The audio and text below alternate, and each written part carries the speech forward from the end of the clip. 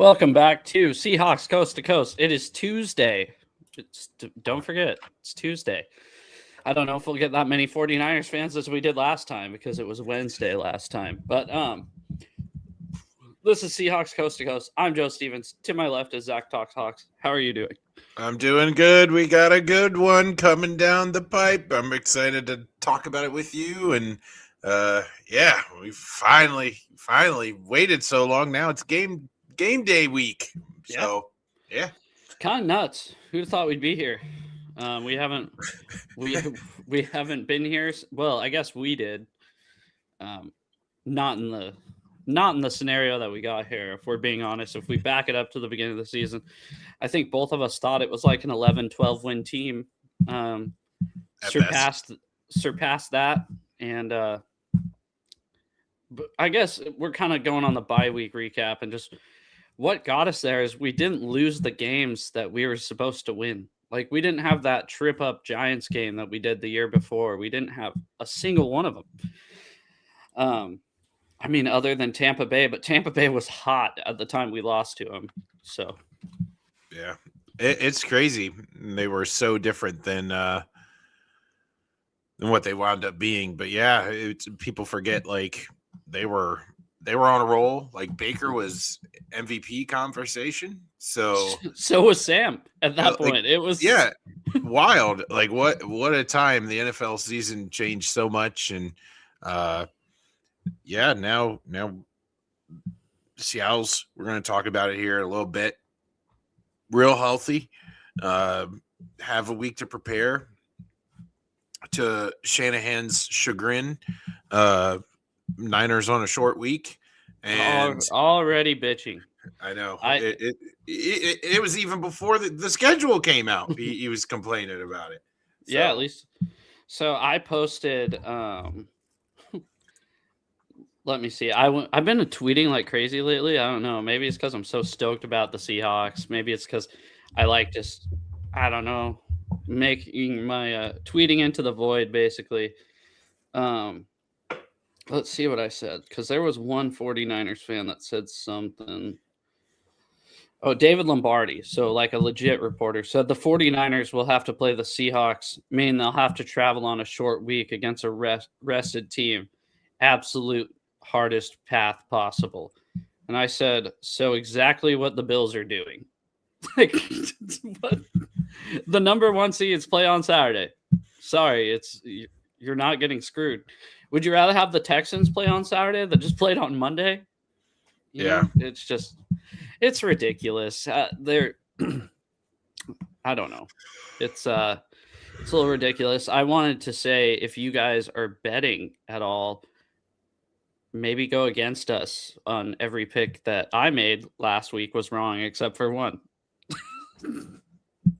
That was a rough week for you. But, we're not keeping track anymore in sleepers, so I guess it doesn't matter anymore. It was bad. I went one for, how many games were there? 6 games? I went 1 for 6. It was rough. Yeah. What'd you go? Better than you. Not by much. We both picked the Panthers. We both picked the Eagles, and I think we both picked the Packers. Yeah. So I think we were 0 for 3 on NFC teams. I know you picked the Patriots over the Chargers, which was right. And I didn't pick the Steelers. Or I did pick the Steelers. Did you pick the Jaguars, though, over the Bills? Yeah. I don't know. I can't remember. We'd have to go back and look, but no, it's fine. Sorry. Anyway, I know my old man pick didn't pan out, so whatever. We're out of old quarterbacks to root for now. Yeah, I think they're done. I think they're out of your way. I think the oldest one might be I don't know. I have no idea. Wouldn't that be something to Stafford. It's Stafford. Yeah. Yeah. Okay, yeah, let's get into the injury news kind of, because there's really nothing bad to talk about. So we kept Niners here. Maybe they'll start trickling in, Joe. We'll see. All right. By the way, are you going to the game, Jason? Because if so, I would love to meet up with you. Sorry. There you go. He's from right down the street. So Hey, cool. So make sure you bring Kleenexes for him. But anyway, we have the injury report this week for Seattle. I have the newest injury report today. Normally we do the show on Wednesdays. And yeah, but we're playing Saturday, so it works out this week. yeah, I guess it does, doesn't it? Yeah. So we have Josh Jones did not participate. Terry Knight did not participate. Limited participation for a couple of these guys, though, is worth taking a look for today. Yeah. DeMarcus Lawrence. That's the one that kind of concerned me. Listed as an Achilles. Yikes. So he didn't participate. Leonard Williams rested. That's an old man. Yeah. That's an old man limited participation.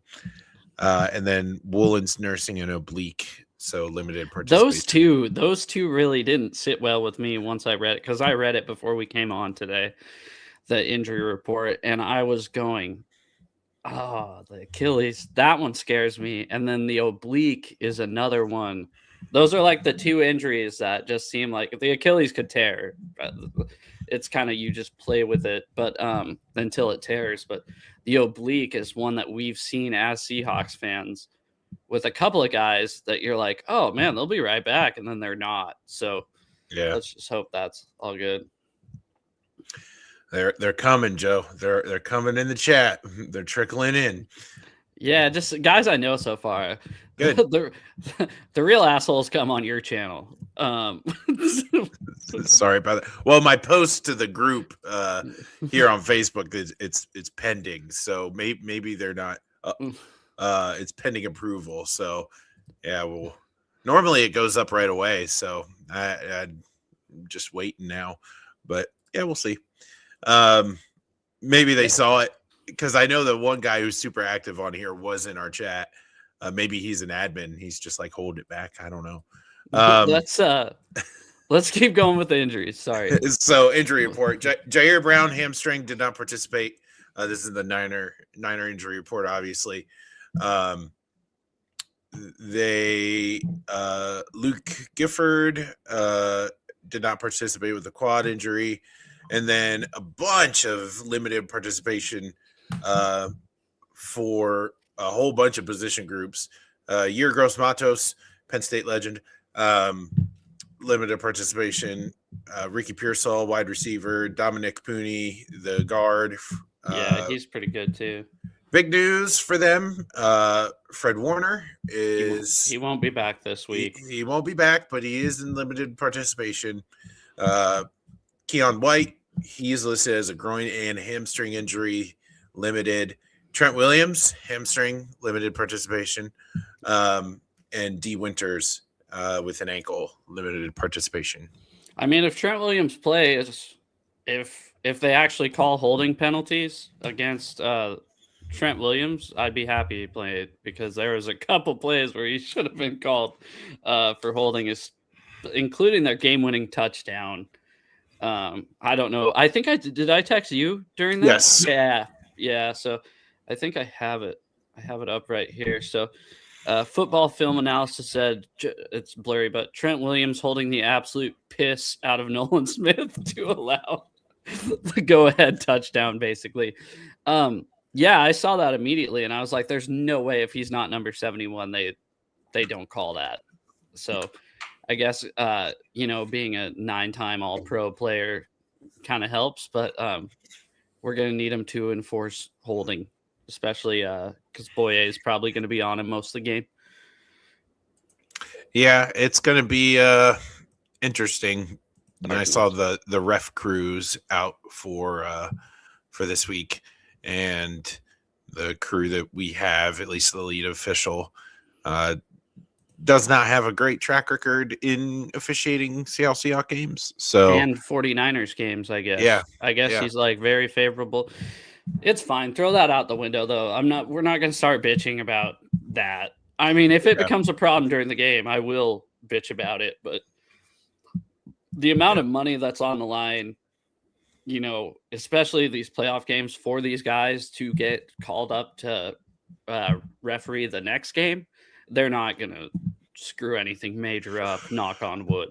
So, um, yeah, injuries. I saw that JSN is resting too. The Tyrese Knight one was kind of news to me. Or was it Ernest Jones? Or was it Tyrese Knight? Sorry, that's totally my bad. Tyrese Knight. Okay, so that's good because I definitely was thinking Ernest Jones. But yeah, it'll be nice. You didn't say who fully participated this week in practice. Well, Elijah Arroyo is Yep. back for the Seahawks, and Kobe Bryant as well, and Charles Cross. So, all good things. All good things. Excited to see Elijah Arroyo back in this lineup.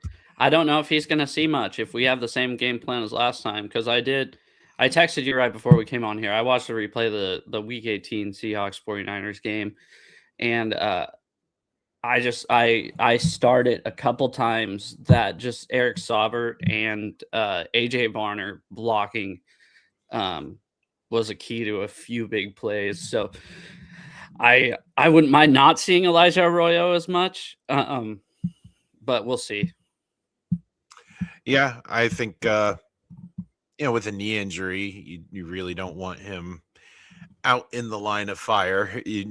And the reason why Elijah Arroyo is on this team is to be that insane big pass catcher. So I think at the end of the day, maybe our game plan has evolved to the point where he's not as essential as maybe what we thought he would be 5-6 weeks ago. So yeah, good, all good news.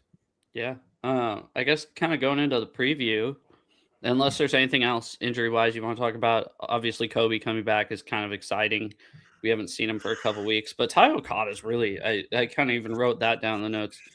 He's really stepped up. So if Kobe or Julian Love were to go down again, I feel like we'd be pretty comfortable in the situation where we'd be in. Yeah, I think so. It's his story, Okada's story this year has been just awesome to follow. Like, talk about a guy that just takes advantage of every snap that's given to him. Like, he flies all over the field, excellent coverage, quick to the ball, and it's just been really nice to look at that position group. And I mean, in the beginning of the year, we were like could use some depth out there, and he's really emerged as, like, especially since Kobe's been dealing with injuries, and Julian Love as well, where like we don't miss a beat when he's out there on the field. So it's really, really good to see that kind of depth on this squad. Well, and he's improved too. Do you remember week 1 and we were going, what is Ty Okada doing out on the field during a regular season game? And like now, knocking on wood, I'm not saying he's like an all-star player or anything, but I'm more than confident going into the game with Ty Okada playing safety. I agree. So yeah, some other, I guess let's just kind of go with what worked last time and what we feel like didn't work for the 49ers. For one, they're not going to have Kittle. Not saying that he was as big of a factor last game as he has been in the past, but so he's out with a torn Achilles. So really, we're going to kind of do what we did last time, or try to do, and that's stop Christian McCaffrey. That's just key in on that guy. He's the focal point of their offense. And I know the receiver, Demarcus Robinson, had a big game against the Eagles. That was like the second 100-yard game of his career. I wouldn't count on him doing that again. So, yeah. Kenny, oh, sorry. Why is y'all's player going after a guy that's injured? Oh, you're talking about the spat, the Instagram spat. Well, I don't even have that on my news. Share.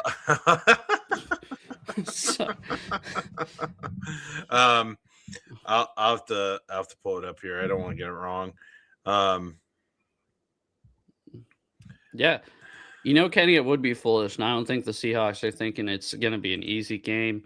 But yeah, Philly card special or Philly spongy. Anyways, appreciate that. We're rooting for him. Why are the 49ers content creators on YouTube saying that Fred Warner will be in the NFC Championship game? How do you know that they'll win?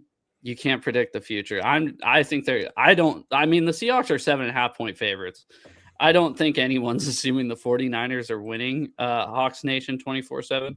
Thanks for stopping in, by the way, if this is your first time. But I just think they're saying if the 49ers win and pull out the upset, he might be available for the NFC Championship game.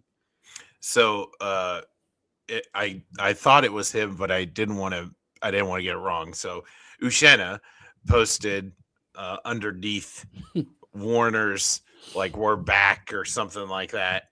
Yeah. Something like that. It was a hype picture, he's coming back. Yeah, did you see that video of him like parkouring up a fucking side of the wall? No. I thought it was AI. That was one of the sorry, keep on with your story. So anyway, Uchenna was like he just simply posted underneath the road ends here, brother. And that's it. And oh my god, dude. Is he doing kind of what like Diamador Lenore did? It kind of seems like that. It's kind of like he's saying, listen, we both play defense, but I'd love him one-on-one. Jason said that was from the preseason. You should see this guy, Zach. Fred Warner. I cannot stand Fred Warner. I think he's a dirty player. I think we've talked about this on there. I don't care who gets pissed. Anyways, this guy like scales the side of a freaking wall. He's like climbing up a beam like 3 stories.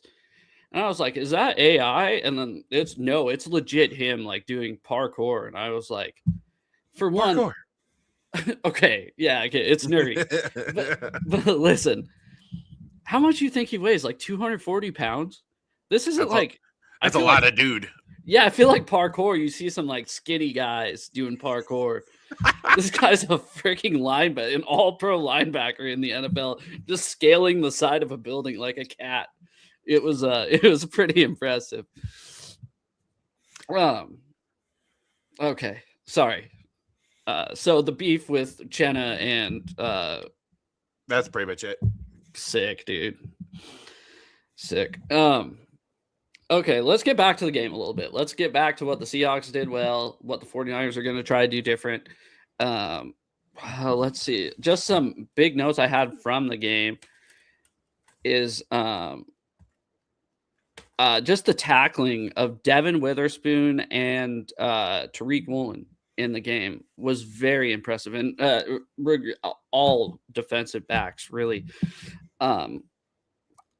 You know what I think the most dangerous player is a player that has 1 to 3 games left on his contract before he's about to get paid by some other team. And that's what Tariq Woolen is right now. And he's proven it. Somebody's going to pay him a lot of money. Yeah, I agree. I think that the tackling is one thing. The being at the right spot at the right time is like the art that comes before that. And from what I can remember from the previous matchup is, step number 1, shut down the run game with Christian McCaffrey. And then you know what Shanahan is going to wind up doing. He's going to get him involved in the passing game, in the short swing passing game. And the thing that made Seattle's defense so effective is like the moment that happened early on in the game, they were there. Like, and it was all of them.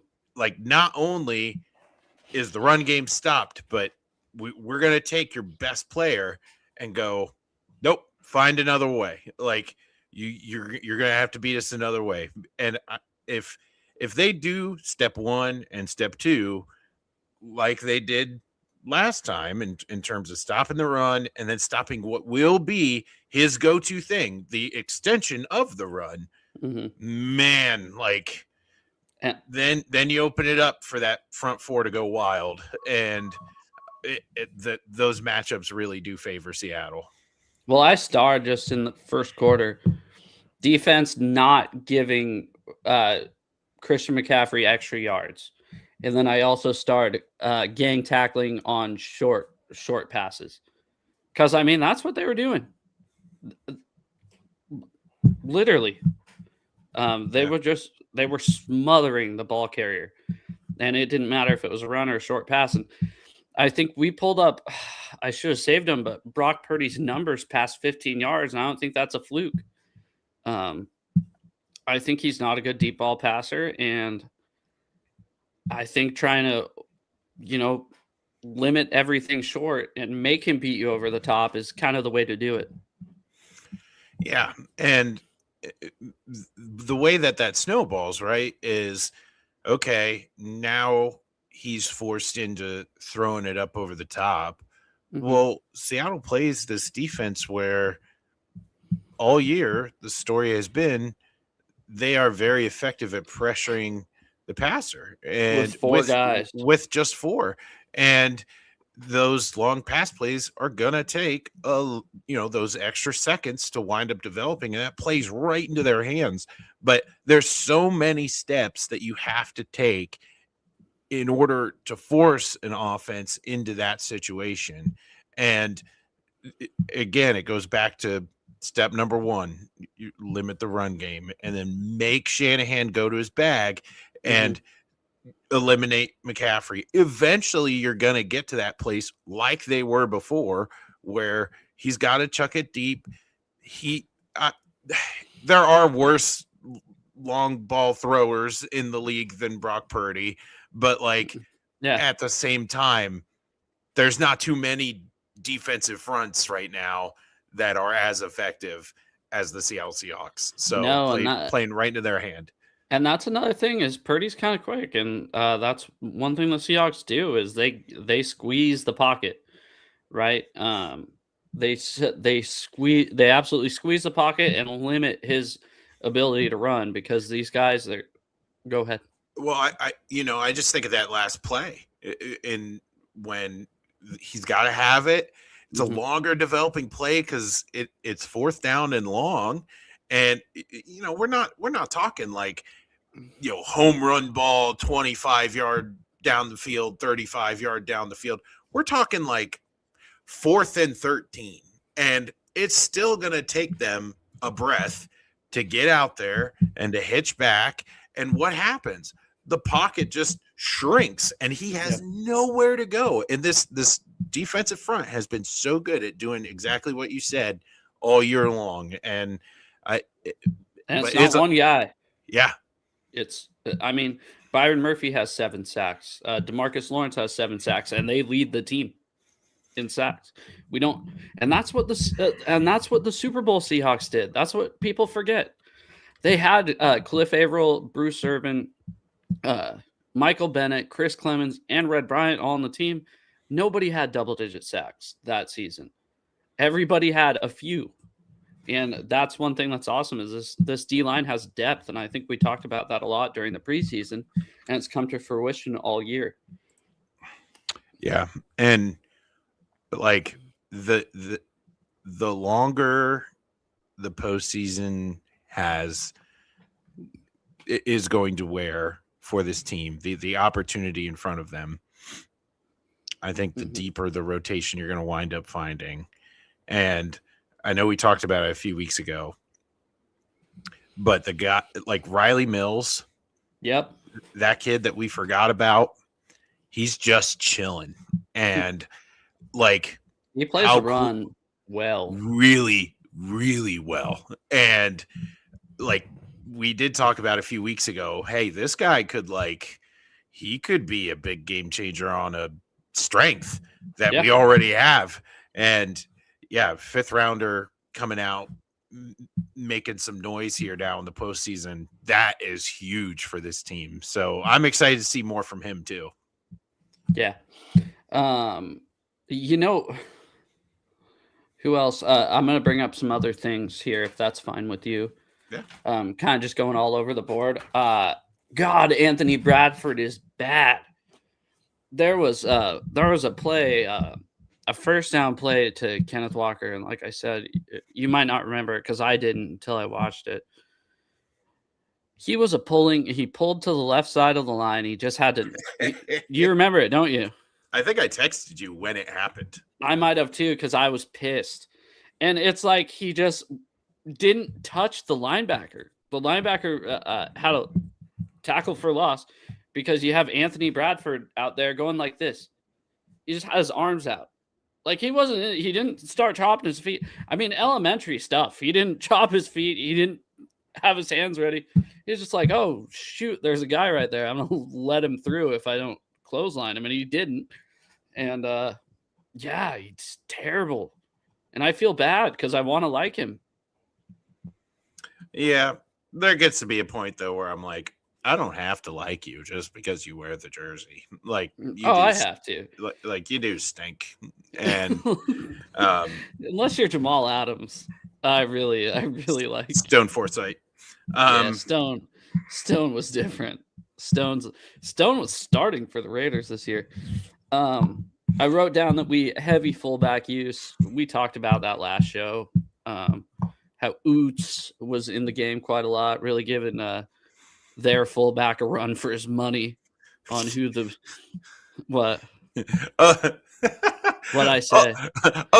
This is what I said. Oh, look, they actually needed Anthony Bradford to actually make a block. Did I say anything back? No, you're. Here, I got pulled back up again. There it is. Touchdown or not on this drive, we're smoking them. Did I say that? Yeah, that's on brand for you. Yeah. But yeah, Dude. I think you know, the team did really well to not put a lot of pressure on Sam. I think you gotta do that again. And like we've talked about it here on the show, Seattle's running game, they have come alive in the last 5 games or so. Mm-hmm. And you can run on these guys. So like go back to that well. I mean, I'm not trying to overlook these guys, and I'm not trying to be overconfident, which I can be because I'm a fan. I have no outcome on how this game goes or not. Yeah, we're not working for ESPN. What are we doing? Yeah, I know that our guys aren't taking them lightly, right? But it's just so hard to.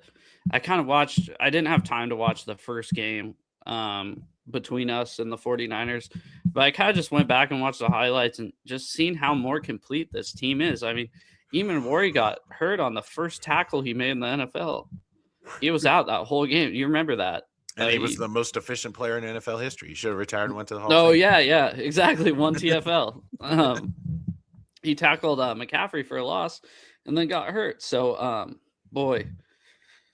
Also, I think this will get the chat riled up a little bit. I like Joe Buck and Troy Aikman. And I've said this on the show before. I like them. I don't like guys that get too excited. They don't. And I thought they had some pretty good calls when I was rewatching it today. I saw Joe Buck said the 49ers just carried it over from last week, getting absolutely ran over this first drive. He had that one. And then Troy Aikman to say, Diamador Lenore called out Jackson Smith and Jigba saying he wants to shadow him, which I don't know. He hasn't done that all year against anybody. I don't know why you would choose the best receiver in the NFL. So, yeah. Let's see here. Look, it's easy to take this game for granted. We legit should not. Where are we all with injuries? Oh, we should not be where we are with all the injuries and whatnot. That said, any given Sunday. Yeah, that's kind of how it is, right? That's what the playoffs are. And that's what makes the NFL playoffs so great. It's not like baseball where, boy, you have a bad night. Yeah. Yeah, I it's so strange because, like, going into the playoffs, I felt the same exact way about the Seahawks. but it didn't have anything to do with injuries. It was just like, man, how did we do this? Like, how did we rattle off the best now an extra week helps, but the best regular season win total, like, this is like, and the 1 seed, and this was not on the bingo card, like wasn't even a space to put a token on, and yet here we are. And like, I look at the matchup now, I'm like, man, I really think, based on how hard the Niners played this past week, and the fact that we did get a break, that's great. Because, man, all year, like, what's everybody's fear when you go into a bye?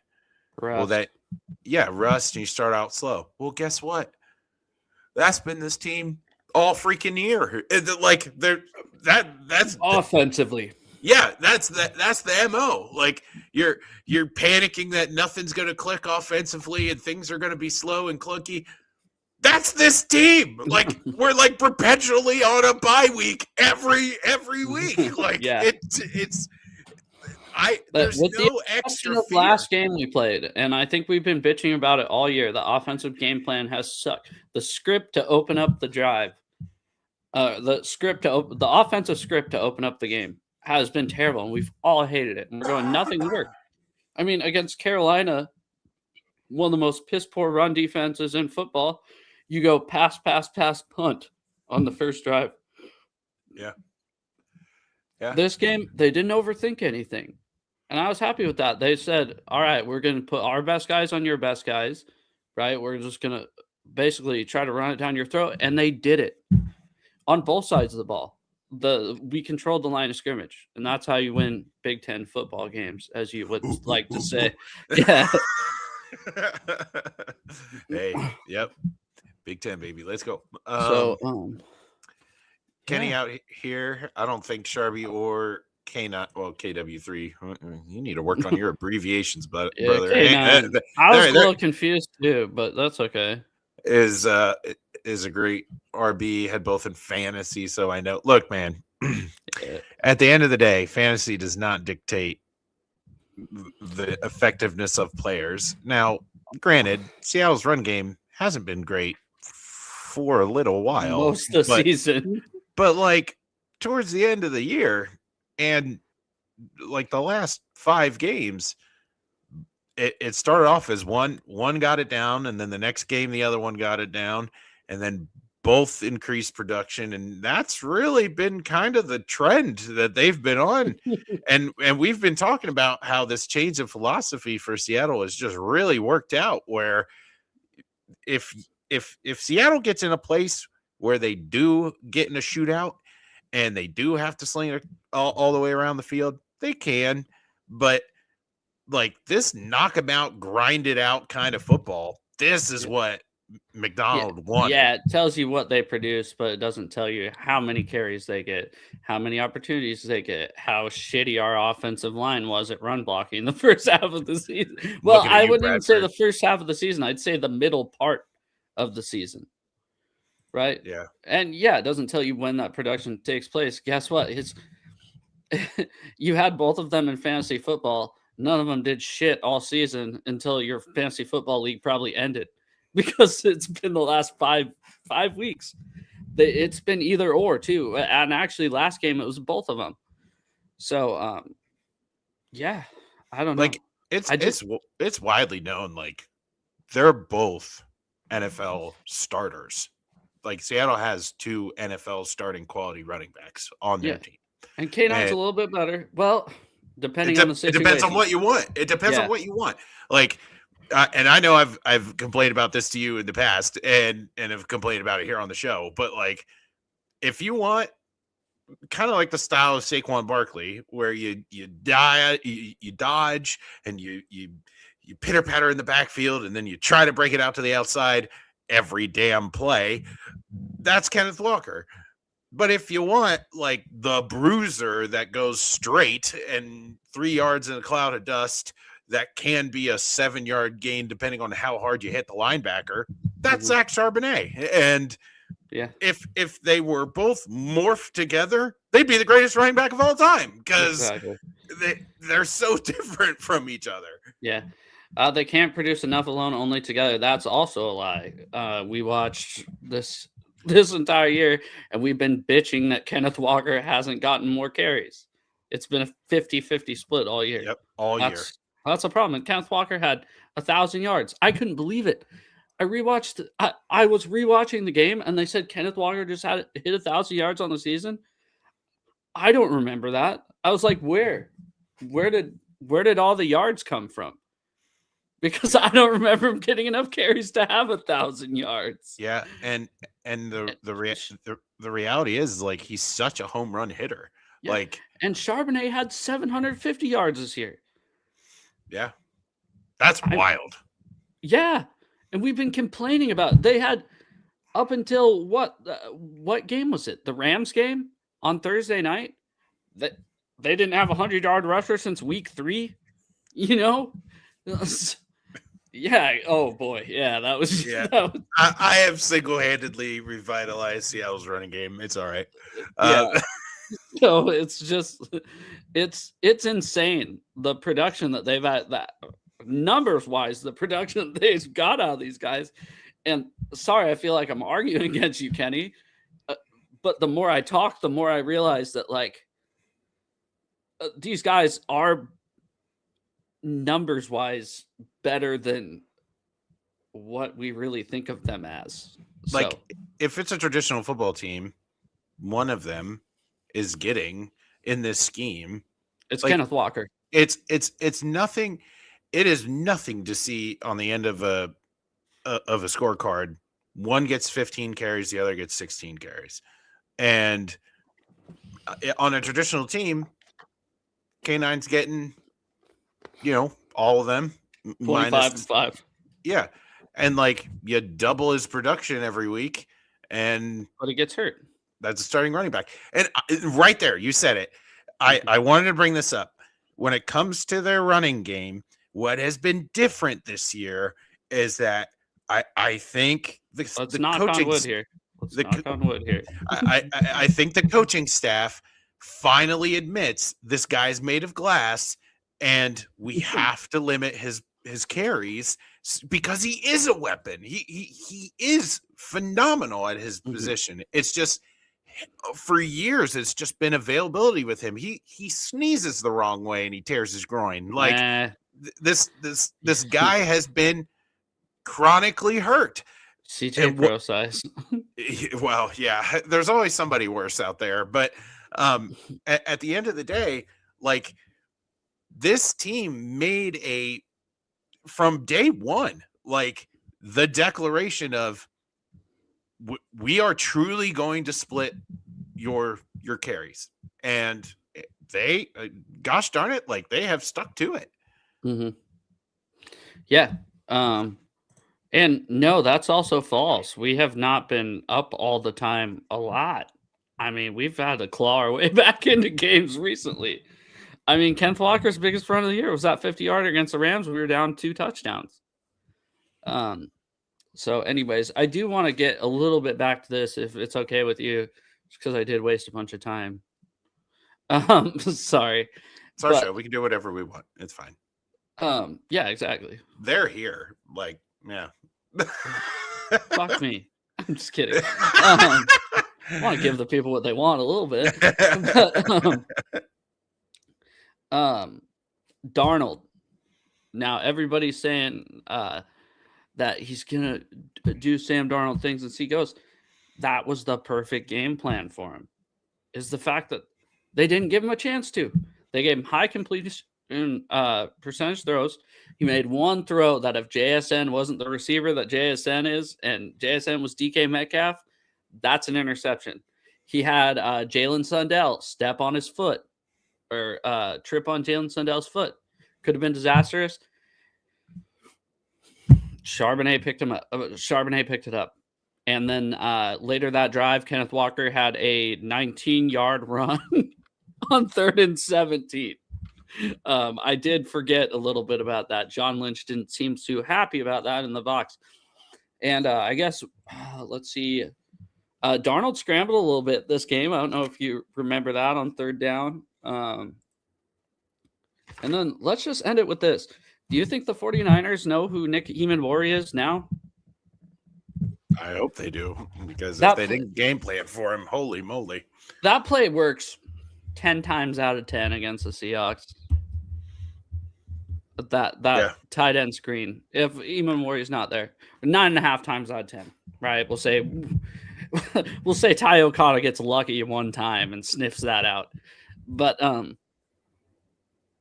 yeah, boy, just blowing up Kittle like that. And it's a shame we don't get to see him do it again this weekend, because I would love that. But God, they almost got to give him number 31. And I didn't want to compare him to it. Nobody did. I'm still not wanting to compare him to him, because he's a different player, right? He's not as much of a thumper, but boy, he's instinctual. So look at this. We don't even know who our linebackers are. It is true. I didn't realize that Eric Kendrick still played in the NFL until I watched the Rams game. Yeah.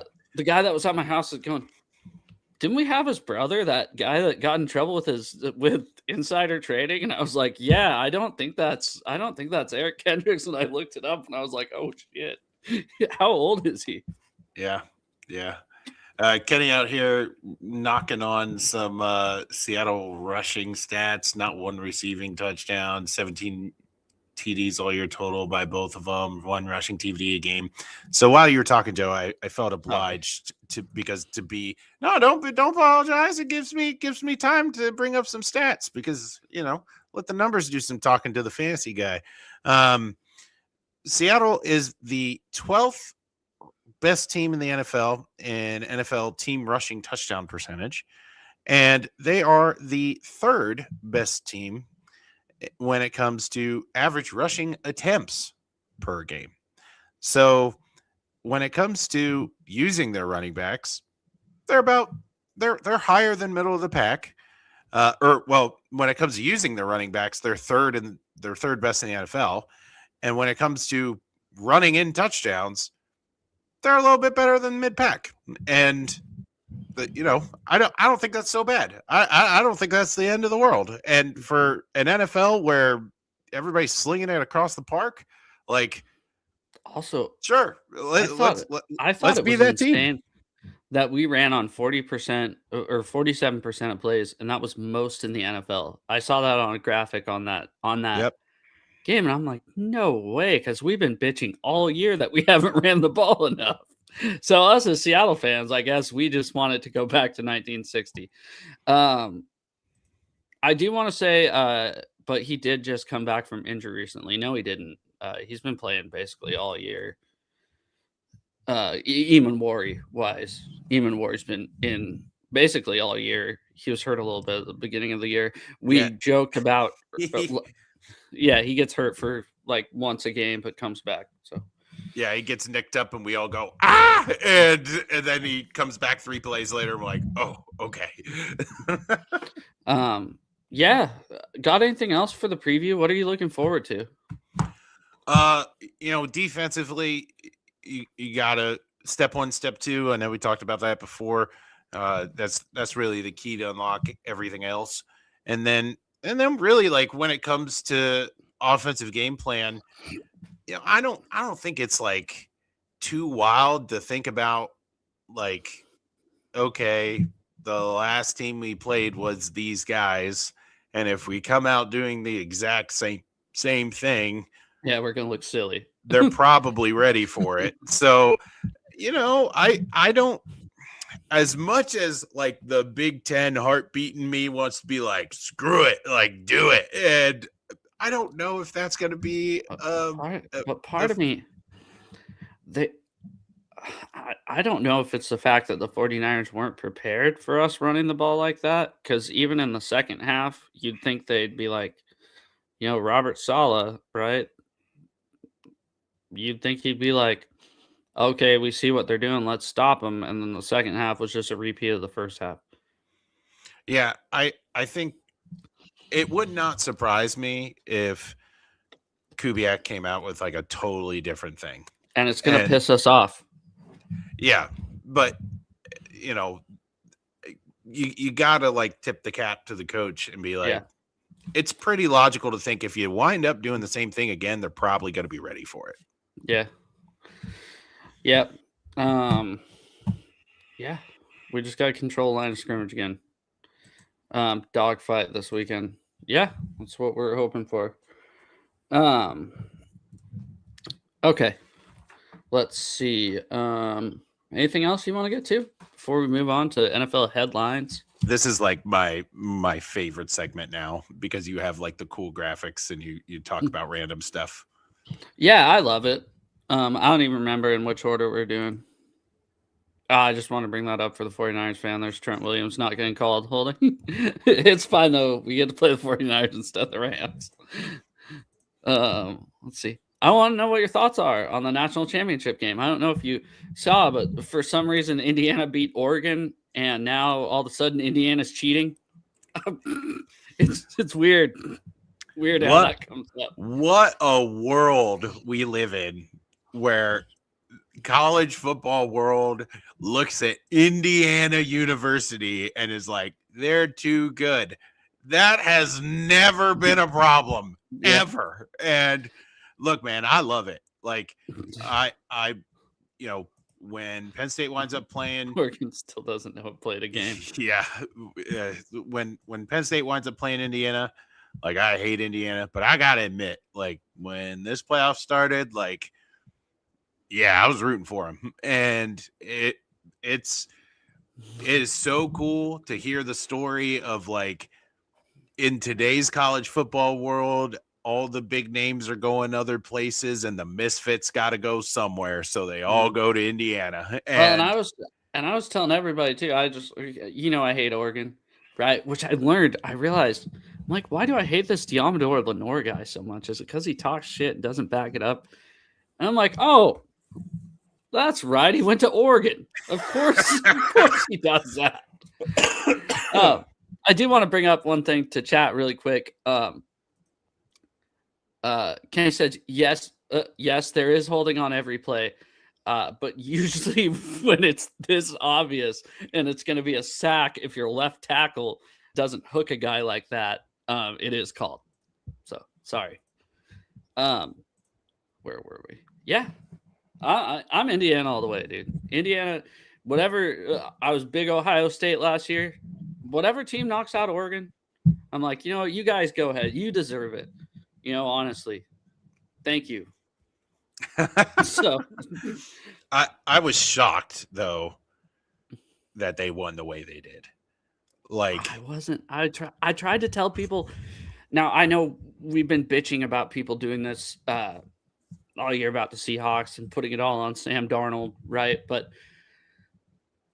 Dante Moore's not that good. Sorry. And when you take away the run game, which is what the Huskies did to him, the Huskies took away the run game, and I cannot freaking believe the Huskies did that. They said Dante Moore beat us, and he beat us, but I don't think the Huskies had a great secondary, right? And the Huskies also didn't have a good offense. They had a shitty offense. So, I don't know. It didn't. The first play of the game being a pick six did surprise me a little bit, but yeah, it was belt to ass all game. So, yeah, man, I'm rooting for him, and I think Signetti is like a caricature and a half. Like that guy is so funny, and I'm pissed.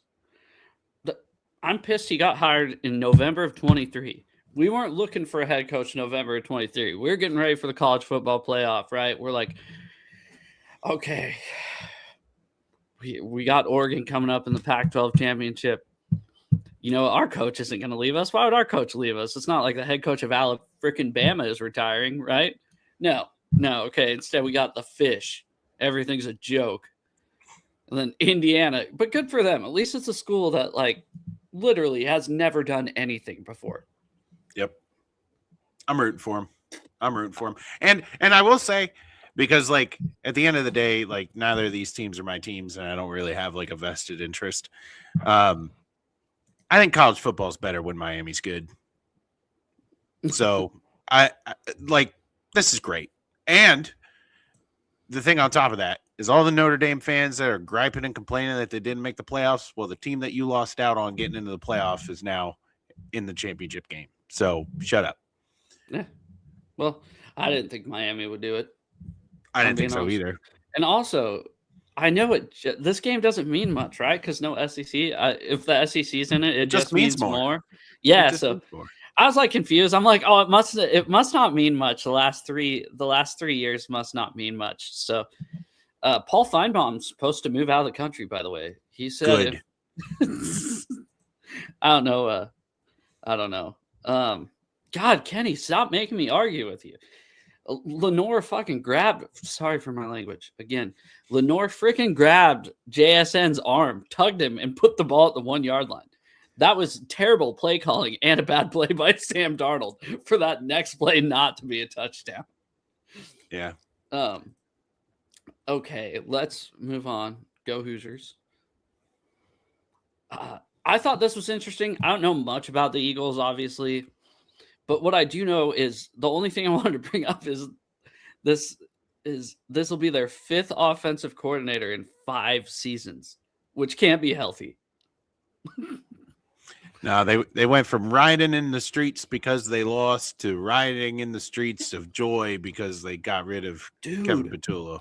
I don't know. Did you by chance see that interview of that like 12-year-old kid talking about their offense? Did you see that? Yeah. You saw it? Yeah. He's like a McDonald's. He's like, I don't care. We're going to send the offensive coordinator to McDonald's. He's already good at frying burgers. He's cooking on one half, and then the other half is all raw and gross. I was like, that kid's good, dude. He has a knack for talent. Yeah, we have a great sense of humor over here. So it's yeah, whatever. This head coaching cycle is so weird. And that's not even the weirdest thing. That's not even the weirdest news to happen in the state of Pennsylvania because Mike Tomlin decides I have tied Chuck Noll for the most wins in Steeler head coach history, and now I'm just leaving. So, yeah. Good. And listen, like I got friends that are big Steelers fans. Like my best friend's a huge Steeler fan, and he is just wrapped up in misery every year because they are guaranteed to finish one game above 500 and lose in the first round of the playoffs. And he is tired of seeing it. And I'm so happy for him today because they finally are doing something new. But you know, this is the thing about the Pittsburgh Steelers. Are you ready? What? When they hired Mike Tomlin, mm-hmm. He was a first-year defensive coordinator. He's a nobody. And you're thinking of Mike McDonald, aren't you? No. Okay, good. Okay. And the Steelers, even back to Cowher, they look within to fill coaching vacancies. They rarely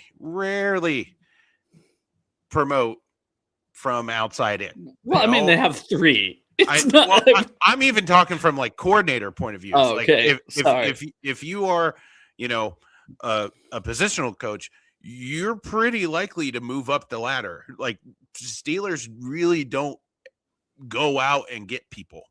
And so I got to thinking today, I was like, I'm so sorry, David, but this probably means Arthur Smith is going to be the new head coach of the Pittsburgh Steelers. So it's just the Rooney family, man. Like I'm telling you, like nobody is looking at Arthur Smith as a head coaching candidate, but this organization and how they have always done things, and it's been held by the same family forever and a day. It would not shock me at all if Arthur Smith is a new head coach. But wasn't Steelers. Mike Tomlin? Didn't he come from Minnesota? Wasn't he? So when the defensive coordinator position opened Or how did that happen? Man, that was forever and a day ago, man. Yeah, it was after Super Bowl 40. So Yeah. I mean, So there was a lot because Cowher's how all that happened with Cowher was nobody expected Cowher to leave, and his wife died, and then he got tremendous burnout, and he stepped away, and they weren't ready for, because they were rolling they had. well, they won the Super Bowl, and then I guess so. I just looked. He left a year after they won the Super Bowl. That was his burnout year, because I think it was in that off season or really early on in the season. I'm pretty sure his wife died, and it was I think she had cancer, but it was fairly unexpected. And then I mean, they weren't in a position to even think about filling a role at all, and so they hire this guy who is unproven, and he becomes Mike Tomlin. But at the end of the day, the Steelers promote from within. I mean, they have a 107-year-old special teams coach. Mm-hmm. He's been there since the dawn of time, and they just run their organization in such a weird backwards way. I really don't see. I would be shocked if it's an outside hire. Speaking of, I want to bring back a comment from earlier that I saw that I didn't get to. Sorry. Where was it? So if John Harbaugh gets a head coaching job, which he will. And he said, which is likely. Sorry. I was reading. I can't read that fast. Do you think John Harbaugh will call Jay Harbaugh and make him a special teams coordinator? I don't care. I think you guys who watch the channel know how I feel about Jay Harbaugh as it is. I'm not a fan of Jay Harbaugh whatsoever. You guys know that. So I don't really care. Our special teams is really good. Yeah, except Jason Myers missed 2 freaking field goals last game. Something that I forgot until I watched the replay of the game. I was like, oh man, Jason Myers automatic. Okay. One more before we get to our picks, or 2 more. Do you want college first, or do you want Seahawks first? College. Okay, it's a short one. This guy, Dylan Raiola. I saw this. I hope that you were going to talk about this. Oh my god! So I don't know. Last week we came on. We didn't talk about the biggest college news in the country, which is the DeMond Williams saga that still pisses me off. And I'm kind of done with DeMond. I don't care. Anyways, done. Yeah, I'm keeping my season tickets because I'm not. People are like, "Oh, we shouldn't renew our season tickets. You shouldn't renew yours." And it's like, what's it gonna do? Nothing, So screw it. Anyways, people were talking about, hey, let's get Dylan Raiola. My friend called me, the biggest Huskies fan I know, called me. What do you think about Raiola? What do you think if we try to get him? I go, he kind of sucks. I mean, he looks really good because he looks like Patrick Mahomes, literally. Yeah, I just think it's funny. He's going to the Ducks. Maybe he'll be good, but I just love the fact that once he saw him in a Duck uniform, he's like, "Oh, screw it, I'll go there." Yeah, it just, this guy's a beam, and I've watched him up close, obviously, and he's not good. No, he looks really good before the game. You're like, oh shit. He's got the rituals and everything. It's That's wild. what I mean. I wish there was more. I wish there was enough room for more photos of him warming up before the game. Literally the same exact thing. It's insane. Have you seen his girlfriend? You've seen pictures of him and his girlfriend that looks just like Brittany Mahomes? It's nuts. Kind of like him. Kind of like him now. Just know, if Patrick Mahomes goes missing one day, I think, obviously, suspect number one has to be this guy, right? Absolutely. I mean, I can't. Another thing is, I wish Texas Tech sucked right now. I wish they weren't a good football team right now, because if they had a quarterback opening, he'd be like, "Get me to Texas Tech ASAP." So that would be great. Yeah. What is this? Sorry, we got some people in here. We didn't get stomped. We're the big dogs of the NFC West. Oh, yeah, you did. Did you guys watch the game? Sorry, I thought he was talking about the Seahawks. I was like, yeah, watch the game. I've seen people that are like, the Seahawks only won by 10 points last game. And I'm like, did you watch the game? Or did you you know what I mean? Yeah.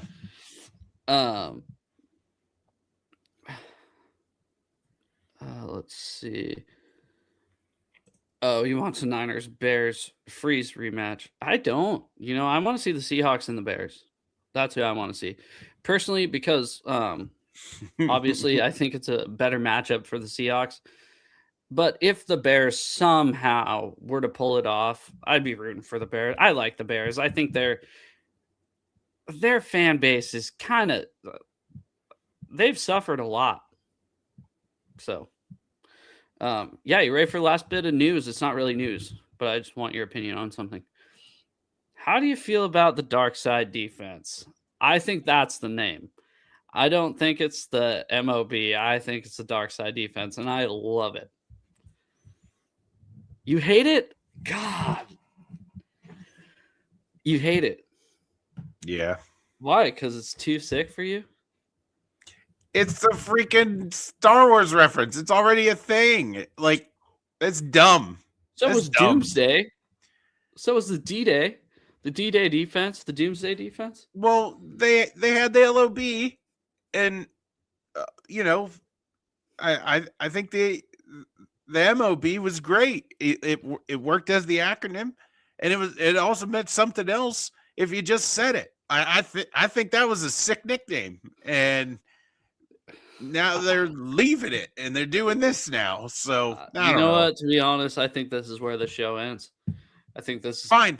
I think this is the hill. I'll go back to not doing anything. Fine. I'll go back to IRAX on Tuesdays too. Oh my God. Stomped when only scored one touchdown. Idiots. Like I said, did you watch the game?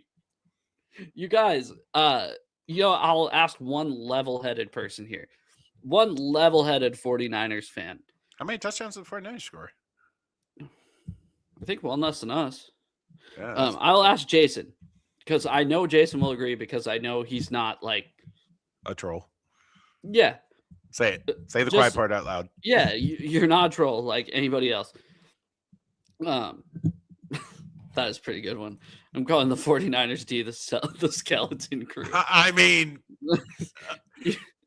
you have to admit, Jason will tell you that that the 49ers got ran over. Like it was an ass whipping. Yeah, just because the score was 13-3 doesn't mean that. Yeah, time of possession. Yeah, that comment there by John. Time of possession in that game was key. The Seahawks had the ball 2 times as much as 49ers did. He's absolutely right. Yeah. So, yeah, it's wild. That game means absolutely nothing. Well, that's wild because the last opponent they played, the last opponent that Seattle played was the 49ers. Not only that game means absolutely nothing. That game means the Seahawks are NFC West champions.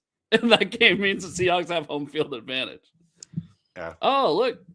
That game should have been 30-3. So, yeah. Thank you, Jason. Honestly, Jason's such a cool dude. If you ever want to do content with 49ers fan like before the game, hit up Jason. We got shit to lose. Let's see if you can do it again. What happens if you lose? What's the excuse? Myco Loco. First time here, I'm assuming, because I would have remembered that name. What happens if you lose? What's the excuse? I think you guys are already making excuses that there's a short week. Yeah. So, I look, I mean, my perspective of this game is the same exact one that was a few weeks ago. And Joe's a little bit more bullish on the Seahawks always than I am. But, like, it would not surprise me either way. Either team wins a close game. But what shocked me the last game was that even though it was a 10-point spread, by the time they were all done, it did not play that way. And that shocked me. Mm-hmm. I go into this game going, well, I still would like to think it'd be a crazy great game. I'm nervous. I told you before the yeah. And it wouldn't surprise me either way, but I don't think Seattle's going to get blown out. Like, no, I just don't think that's in the cards. If there's one team to get blown out, it's the 49ers. Yeah, but I really don't think that's going to happen. Yeah. Yeah, and one aspect of the thing, it doesn't mean anything since all things go out the windows in the playoffs. And that's what we were talking about. I kind of forgot to say it. We were talking about literally right before we went on. The first game, it was so easy because you knew no matter who won, the other team, there was a tomorrow. With this game, whoever loses, there's no tomorrow. So that's what makes this game different than the last one. But do you want to get to picks if you got it pulled up? Yes, sir. All righty then. We'll save the Seahawks and 49ers for last. Yeah. Bills on the road, Saturday game, early game, going to Mile High and playing the well-rested Broncos. Yeah, give me the Bills. Like I said, I like the Bills in the Super Bowl against the Seahawks. So. I think the Bills get it done. Man, just the Broncos have just been like, they are a number one seed, but they are such a weird number one seed. Like, they are what gets me so bad, because back in the day I was a huge Tim Tebow fan. Like, sorry. I know, breaking stereotypes over here, but yeah, like, sorry. I was a huge Tim Tebow fan, but Bo Nix is doing the exact same thing. Like, he sucks for 3 quarters and then pulls miracles in the 4th quarter. Like, that kind of sounds like another short religious quarterback we had playing for our team for like 10 years. I don't understand, Broncos. You have a track record of getting rid of people that play like that. So anyway, yeah, I'm picking Bills. Yeah. Okay. Yeah. Sorry. I thought you just. I thought you were flip flopping because of the fourth quarter. No, I don't trust the Broncos to keep doing that. Texans and their crazy good defense, but CJ Stroud has butterfingers for fingers. Playing the New England Patriots. This is so weird. It is weird because I picked against both teams last week. So,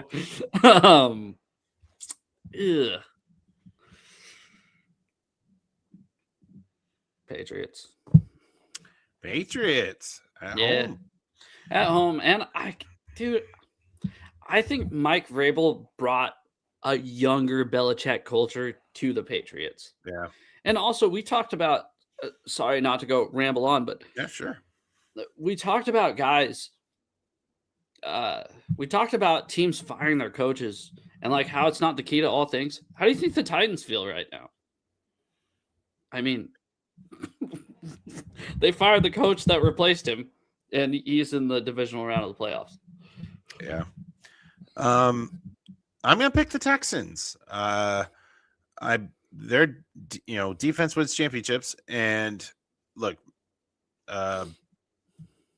Patriots, they're a team that needs the run game to work for their passing game to work, and when it rolls pretty well. But man, that Texans defense is just so good. So, and they're opportunistic. Like, yeah, I think they're the second best defense in the NFL. They swarm the football and they get after fumbles. Like, they are insane. So give me the Texans. late game Sunday. Rams on the road playing your Bears. Yeah, give me the Bears, dude. If all things go according to plan, you're finally going to have to pick against the Bears. I know it's gonna suck, isn't it? It's going to break your little heart. I think it's gonna. I think it won't kill me because I picked against them before when we were playing the Hawks. But boy, how cool is it for Bears fans? Also, how cool is it for Patriots fans? You know, there are 7-year-olds out there that have never seen the Patriots be good. Oh goodness. Give me the Bears. I don't know what the weather's going to be like. I think the weather might play a big factor in this game. If I were to assume windy. Let me check it. You keep talking for a minute. If it's a snow game, I mean, Bears, I think would have a puncher's chance. I just think with snow. Yeah, I think the Bears have a puncher's chance if it's snow. With temperatures potentially in the low teens or single digits. Dang, old man Stafford gonna need some leg warmers out there. I have it in my brain, man, that we're gonna have to go through the NFC West to win to get to the Super Bowl. Yeah, me too. And I can't get it out of my mind that they're gonna have to do 2 part 3s in a row, and I'm going to pick the Rams because I just think that's just where we are right now. So I hope I'm wrong. Yeah, I'm a hater. I hate every team in our division. He does. He really does. He's been doing it all year.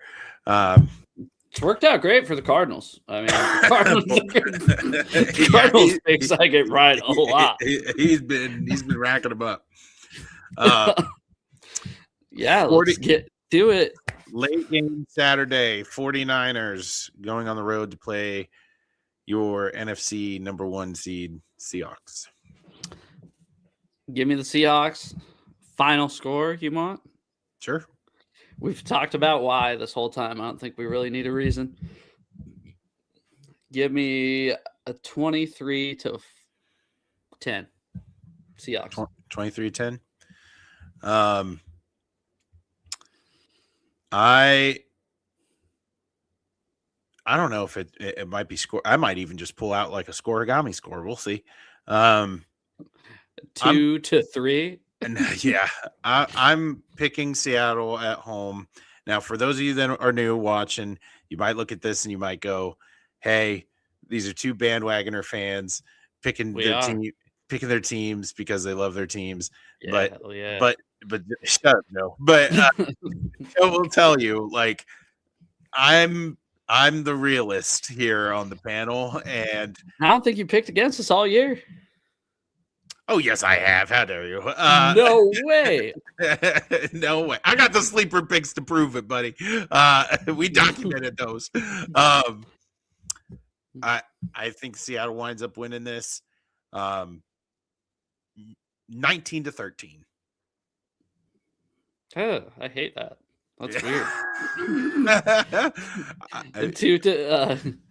Two touchdowns, 1 field goal, and a safety. Is that what you're thinking? Or are you thinking one touch? Let's see. 19-13. What is what? You what? should try it. Yes, many games.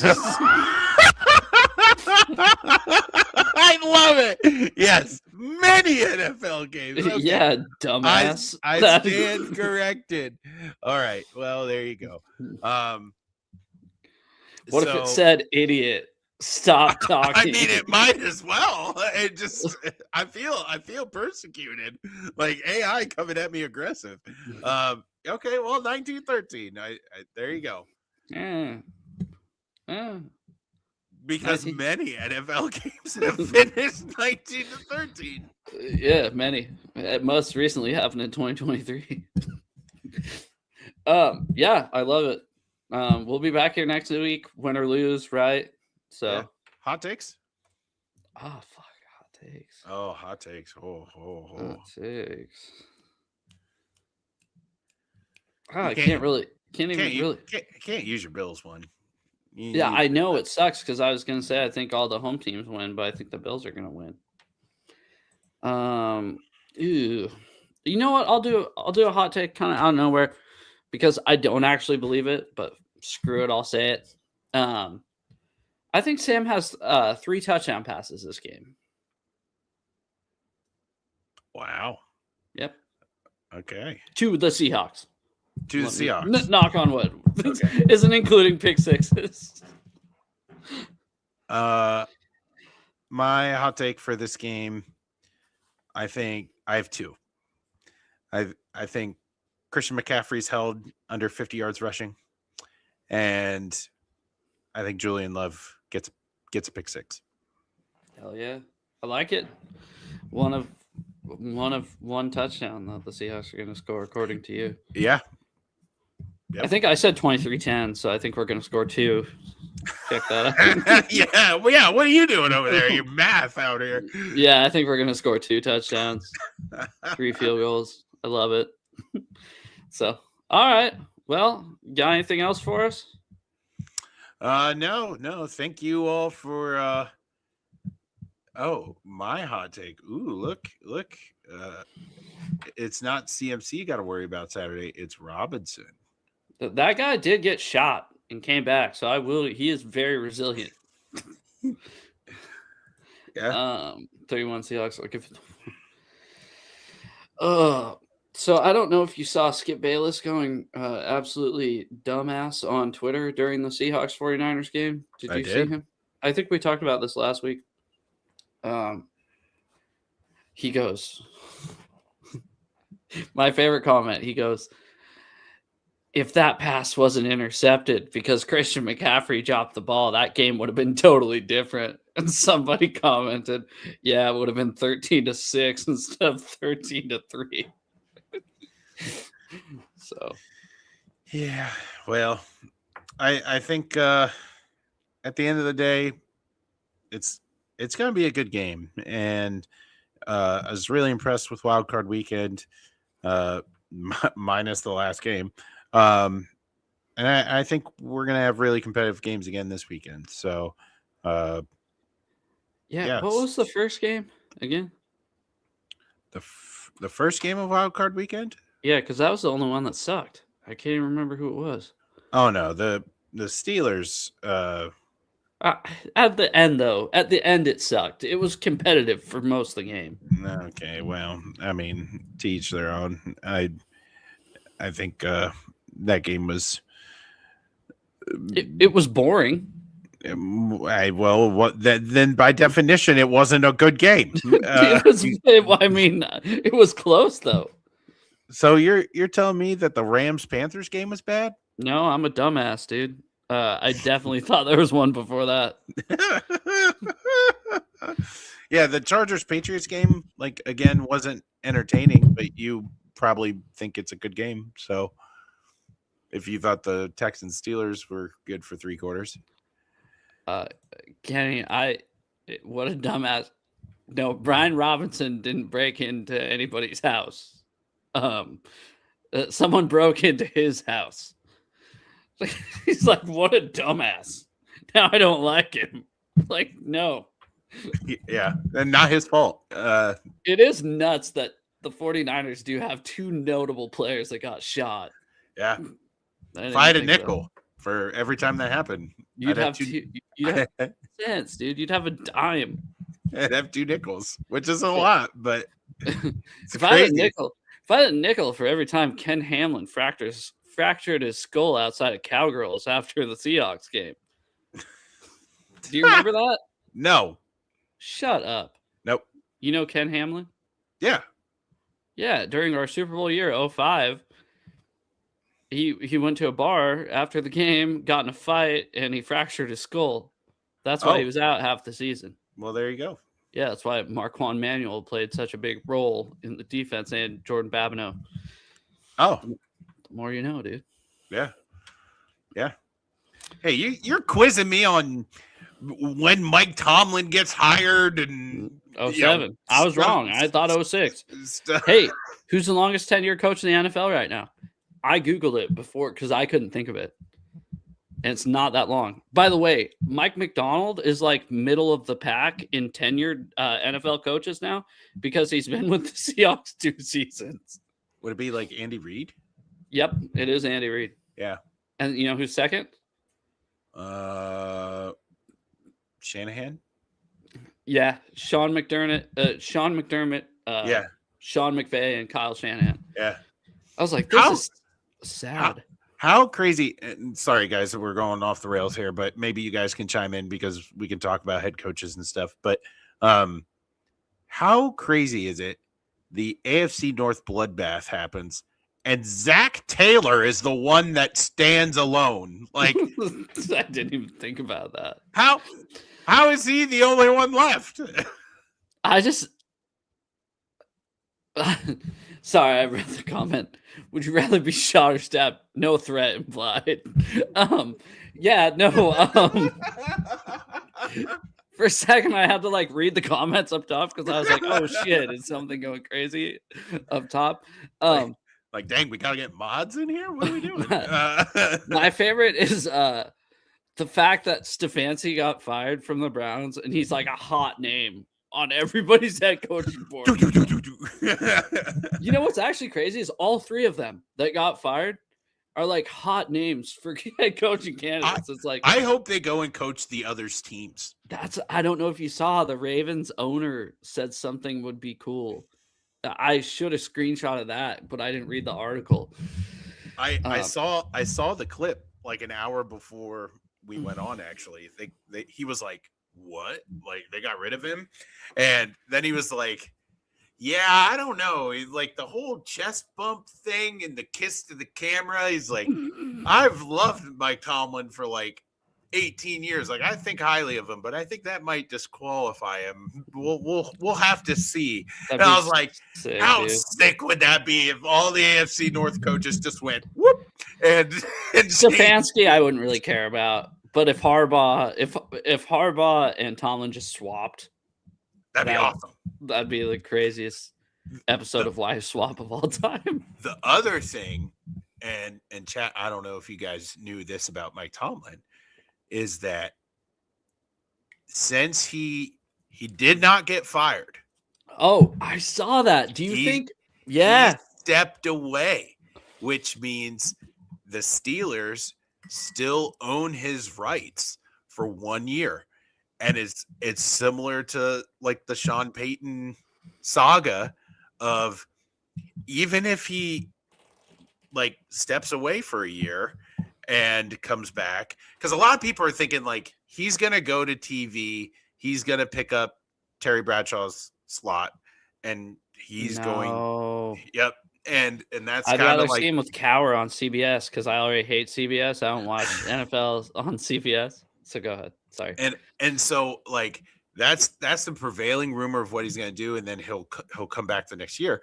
But if he were to come back, the Steelers would strike a trade for for whoever wants Tomlin for a team to go out and get him. Yeah, trade a first-round pick. You'd have to. But do you think he actually stepped down? Yes. Okay, because Pete Carroll, there was a mutual parting of ways. Pete got fired, you know. Well, it doesn't like that language. Like we can speculate as fans, and whatever. But the language that the owner and the coach used means Steelers still have his rights for 1 more year. And they don't have to pay him. That's what I was wondering. If he stepped down, do they have to pay him out? No, they own that last year. And until he fulfills it, he's a Steeler. Also, I want to give a big shout out to John Hobbs, just defending us in the chat. Appreciate it. Please come back. We'd love it. Yeah, last week it was us and against the world. Yeah, he's been doing the Lord's work down there in the trenches. Yeah, he's the freaking offensive line. Never gets credit, but you're making the show go. Yeah, no Anthony Bradford over there in the chat. I mean, no, literally, we only have Gray Zabel. Friggin' yeah. Okay, yeah. There's that. There's a bunch of head coaching vacancies. 9. So he could go. There are 9 of them. Yeah, no, I'm kind of hoping Lanning takes one of them. Really? I'm hoping so. Why? Why? Because that Oregon team is going to be in shambles if Dan Lanning leaves. But then again, Dan Lanning to the Arizona Cardinals, and you'll never pick the Cardinals ever again. As if I would on the first place. Yeah, no, I was like, I mean, honestly, though, he kind of has it made. They just buy their roster every year. Freaking Nike buys them a roster, and then he screws it up in the playoffs, which is, I mean. You know what I learned this week about big money in the NCAA in reference to Penn State? Like, I had no idea. Oh, wow. So the owner of the Buffalo Bills and the owner of the Buffalo Sabres, I think he's a Penn State alum, and he's like Penn State's big donor. So this whole stadium project, like all the money they got into this last year, the ability to get out of Franklin's contract, all that stuff, that's that guy. And so I'm like, dang, I might have to pick Buffalo more often because this guy is like propping up my college football team. Nah, I'm good. I'm excited. I think I've talked to you before. Their stadium is cool. Their new one, because it's not designed to host Super Bowls. I think that's my biggest problem with new NFL stadiums. This is the only reason they build them. 5 Point Vids did a really great video today about prospective NFL. He predicted the next 30 years of NFL Super Bowls and broke down who gets picked more, like their marquee cities, and you factor them in, and then who's getting new stadiums, and you factor them in, and some of those are going to get left out for the life of their stadium. And the Seahawks will never host one. No. Yeah, same with Lambeau. Any outdoor cold, not even cold, not like we're cold weather. Well, I mean we are in February, but not like don't freaking look at me like that. Dude, people still don't. You don't even know. Even know. People still look at us as Southeast Alaska. Leave me alone, dude. But yeah, no, I don't know. The Vikings, they're a cold weather city that's going to host another Super Bowl because they built a freaking stadium that looks like a basketball arena. And I hate it. I just don't like it. I want to go to Soldier Field before they tear it, or don't use it anymore, because I love football stadiums. And that's one thing that Questfield. He did it. Put one of them nickels in the jar. Yeah, I can't even believe I didn't even say CenturyLink Field. That's you know what, Dave McNiner, want to say something really quick? That was my dad's last Seahawks game before he passed away. That was sweet. That was his last Seahawks game. He passed away. What day? So that'd be 9 days after that. So we watched that, and then we went to that game, and then watched the Seahawks beat the Texans, and then next week Joe says the Kingdom. Yeah, but no, it's a football stadium. It's not built for Super Bowls, and that's one thing. A lot of these stadiums, I mean, Minnesota, SoFi Stadium, Vegas, Allegiant Stadium, they're built because they're like, okay, we're going to host Super Bowls here. And we're not. We're going to watch the Seahawks play. That's what that stadium's for. The Seahawks, Supercross, Monster Jam, the Sounders, stuff like that. Yeah. Taylor Swift. Yes. So, all right. Yeah. So, sorry for keeping you. So. I have not looked at the Perna curse wheel yet. So. I don't want to. Oh, that scares me. I haven't looked at it since the Rams were on it. That's the last time I heard of it. and that was when we beat them on Thursday night. So it holds power.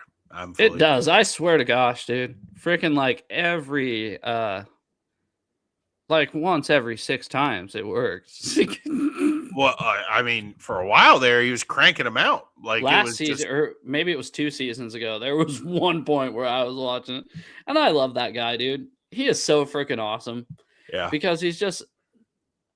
I know he makes like different videos and has like riders and stuff, but like he seems like a normal dude that you could like hang out with, rather than like, some people on YouTube that. Like, this guy's a douche. Me. Yeah. Yeah, exactly. I think. All right. Sorry to break this up. I got a baby to attend to, and I'm sorry for keeping. This is my fault. It's going so long. So. Yeah. Good job, everybody. All right. Thanks. Yeah. Thanks to everybody in the chat. Thanks to everybody who's watching, who watched, and will watch in the future. We'll see you Tuesday.